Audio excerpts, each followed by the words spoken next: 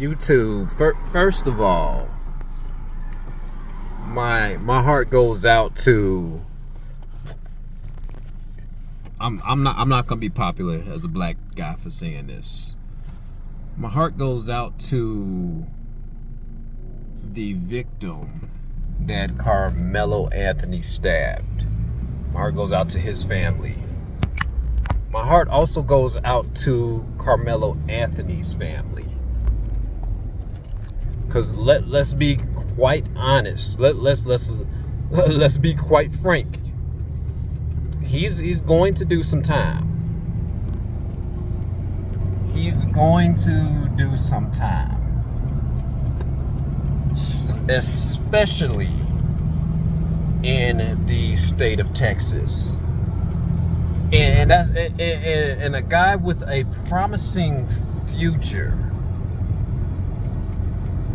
He's gonna do some time.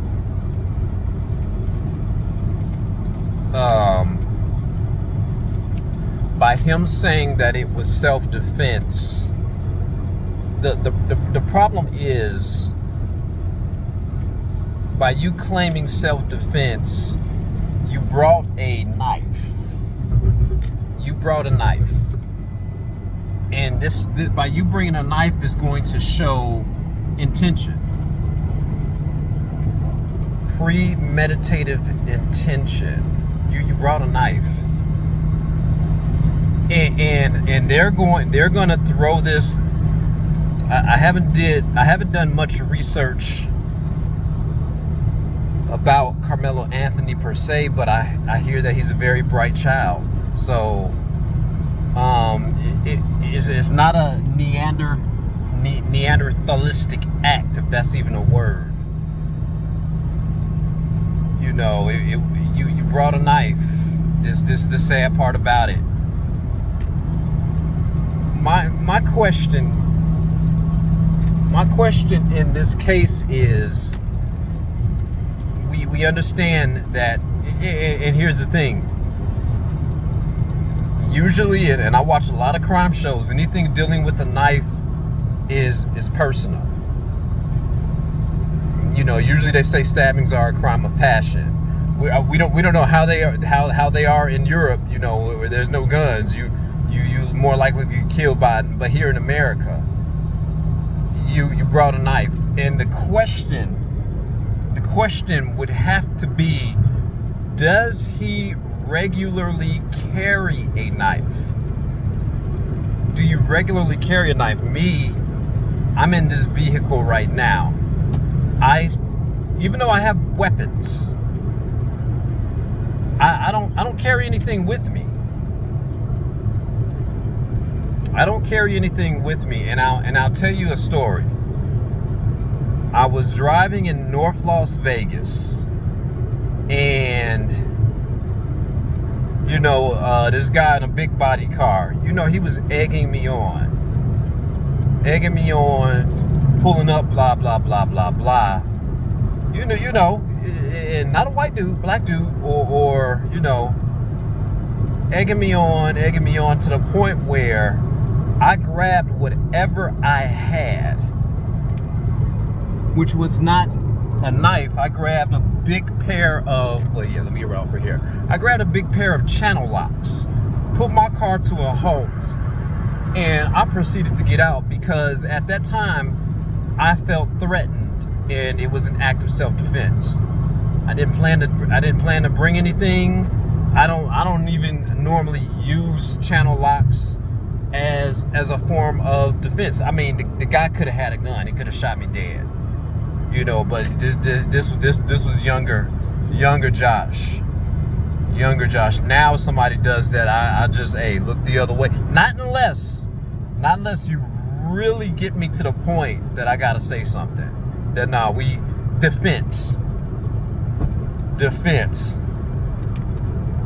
So there has to, as soon as I heard about the story, I said there's got to be some type of history. Some type of tumultuous history there's got to be between these individuals where he would decide to bring a knife? Was he and we don't know this yet, or I haven't looked into it yet, or it hasn't been released. But I said, how many times? Everybody knows what a track meet is when you're in high school. You know, track meets happen often. How many times did they cross each other's path? You know, how many times? And here's the thing: him being 17 years old. You know, if you was 10 years old, 7, 8, okay. But by the time you're 17, you know that bringing a knife to school is not acceptable. It's not acceptable. You know, so how many times? What happened? What happened where you felt threatened enough to decide to bring a knife to school and target these guys right here? And I'm only saying that because I remember how it is being in school. Luckily for me, I had the neighborhood, our block. I had my cousins. You know, I had my sister. You know, we was a little clique. So you mess with me, it was a brawl in the jumps. You know, you had University Park, you know, versus Morningside. You know, we was kind of like the lesser thans. You know, our parents' houses wasn't as big, or big at all. You know, but I remember being bullied, being picked on. I was about 8, 9, 7, one of those ages. And my cousin Cynthia, if she ever watches this, yeah, they got the arms because they picked at my hair. You know, I had a bushy hair. You know, I still got a nice frock of hair. But yeah, they was like, no, it's going down. But none of us picked up knives. None of us picked up rocks. It was just good old brawling. Many of those times. So it's like, if you look at, okay, well, he brought a knife, he stabbed somebody. What was going on? And this is the thing about it. Will he get off? No. He's not going to get off. And I know we're going to say, what George Zimmerman got off? You know, backpack Skittles. You got to look at the world we live in, unfortunately. You got to look at the world that we live in, the state that he's in. And it's such a sad conversation because we need to talk to our kids about what's going on at school. And some of them may be afraid to say something because of this quote unquote snitch mentality. My wife, people in my close circle know if anybody, and mind you, I'm only 5'8", $166. I used to be like $186, you know, when I'm not doing the pulls. But my wife knows. I said, if anybody gives you any problems, let me know. We gonna let the police know. Charleston White was exactly correct when he was like, nah, I'm a snitch. I'm gonna go tell the police, because when I do decide to do something, you know, it's gonna be self-defense then, because I've you know, Charleston White's very, very bright. These are conversations that we need to have with our children. We need to notice, hey, what's wrong with you? You know, are you acting secluded? You know, and we really need to study them. You know, in my case, you know, my parents knew all about me. I was bad inside the crib, and everybody said I was an angel at home. You know, this angel outside. This guy's you know, my dad was like, no, we got a problem on our hands. Like I joked with my wife's relatives. I said my parents tried to get me back. Even at the age of 17 though. even at the age of 17, children still cannot comprehend the consequences. You're gonna take a life, but you don't understand that that's going to for you taking a life, you basically gave your life, because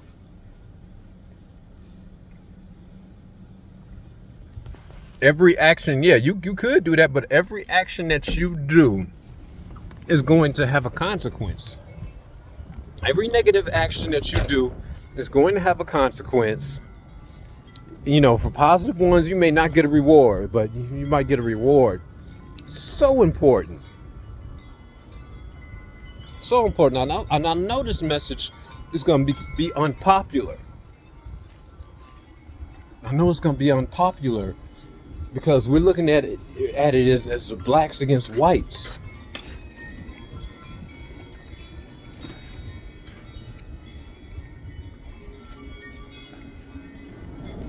We're looking at it as a black against white problem, when it's actually a problem with America.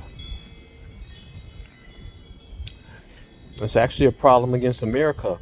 Long gone are the days where, we can sit down and talk our differences out, or, hey, you go tell your mama, and your mama be like, no, you got somebody bothering you.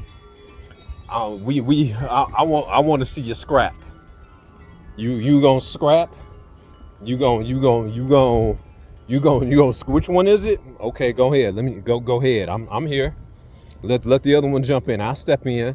Long gone are those days. But it's unfortunate.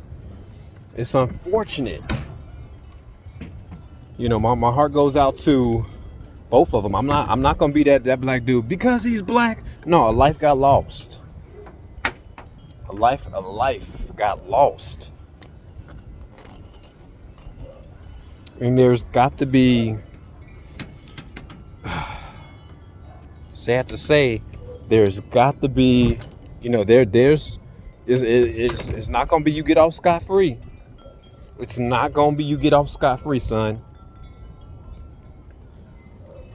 We can show support for him